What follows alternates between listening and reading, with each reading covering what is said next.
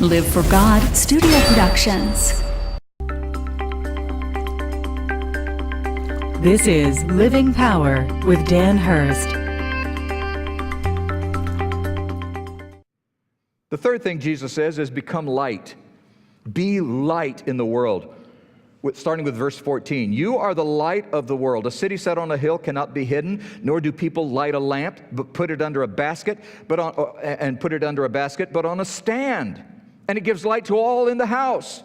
In the same way, let your light shine before others, so that they may see your good works and give glory to your Father who is in heaven. Now, there are two things that Jesus points out in these verses here. These are two things that you need to know if you're going to be light in the darkness of the world. First of all, a city that's set on a hill that cannot be hidden. Well, if you're like a city that's set on a hill that cannot be hidden, you as light in the darkness are an easy target. And that's what Jesus was alluding to here. A city set on a hill that can't be hidden is an easy target. And make no mistakes, the attacks will come from the darkness. And secondly, light doesn't do much good when it's covered up and protected. It's real easy to shine bright as Christians when we're covered up and protected with our own surroundings. I remember when I got saved, I think I was the last person saved at William Jewell College. When I got saved, Cindy, you were there. Was I the last person saved? Cindy and I went to school together. It was all the Christian groups, and this was during the Jesus movement. This is when things were happening, God was really moving across the land. But all these Christian groups, the BSU, the Baptist Student Union, and there were some other ones, and they would gather together at the Student Union, and they just hung together. And I remember a friend of mine, I had made this guy named Ron Green, who was an evangelist like I've never met in my life. And Ron and I were talking one day, and we were saying, what? Aren't Christians supposed to be going out into the world? Aren't we supposed to be out in the world? Why is everybody hanging together? And we realize it's just protection. It's a sense of comfort. It's a sense of like, okay, I belong. It's a sense like, I'm okay here. And that's okay. You need that once in a while. But, it's like the old saying goes, a ship isn't supposed to stay in the port.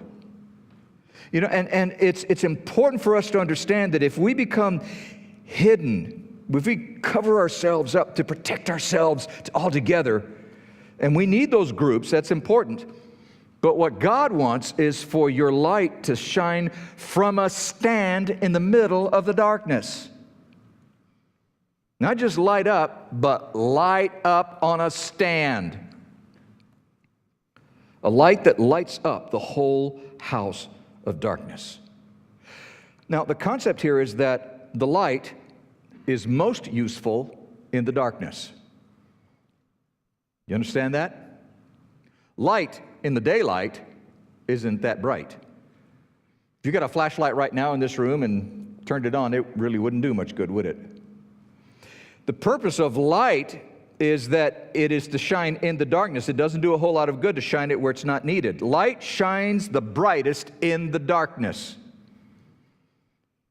Ephesians 5 says it this way, for at one time you were darkness, but now you are the light of the Lord, or light in the Lord.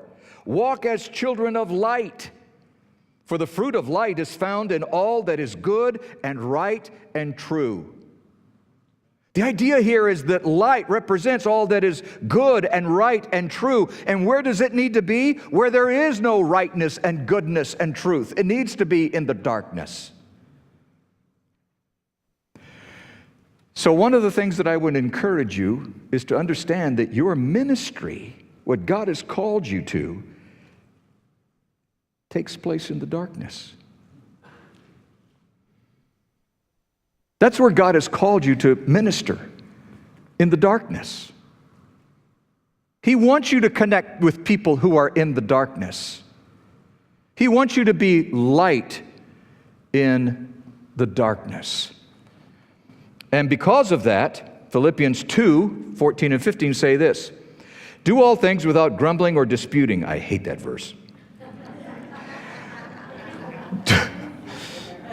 I'm just going to complain about it, okay? Do all things without grumbling or disputing, so that you may be blameless and innocent children of God without blemish in the midst of a crooked and twisted generation, among whom you shine as lights in the world. There's your calling as light. On behalf of Dan Hurst and the Open Class, we want to thank you for watching. We hope it was a blessing.